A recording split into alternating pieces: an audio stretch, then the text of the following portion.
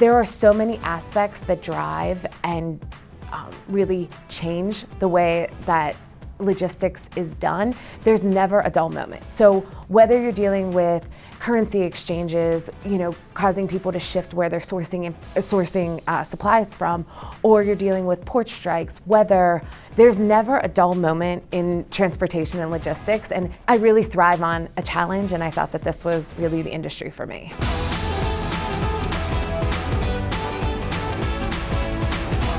My advice to any woman starting in this industry is to really know your worth.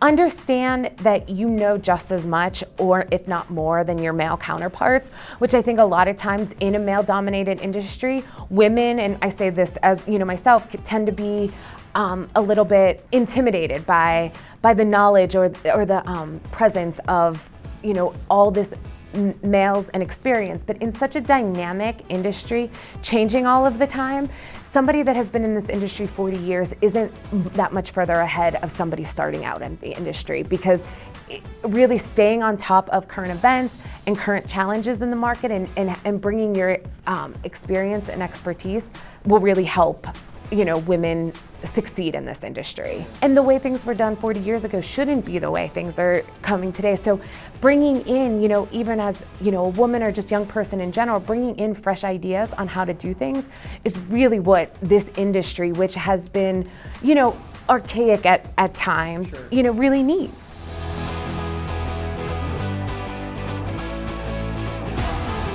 So I would say the best advice I got in my career, and I hold to this consistently, is to ensure that I'm not disqualifying myself from the next role or the next step because of one or two qualifications that I don't meet.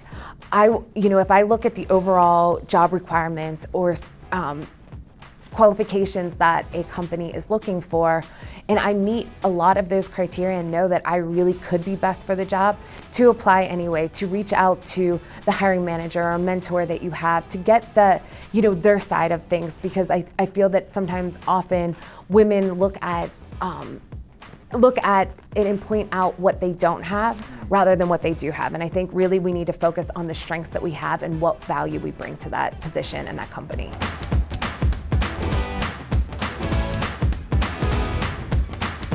I think that Women's History Month, I think it's really important that we take a step back to really reflect on the women in society before us that have paved the way to be able to be where we're at today.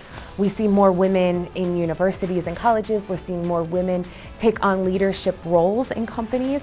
And I was, even being in a traditionally male-dominated industry, I was out with a team last week and they were all women, and so it was really refreshing to see something that when I started in this industry would be something really unheard of to being, we're present in this industry and in society. And it's really good to reflect on that it's not always been that way. Being included in leadership roles and, other high profile responsibilities within organizations is something that we as a society are starting to become used to, which is great, but it's also good to take a step back and realize that, the women before us didn't have the same opportunities.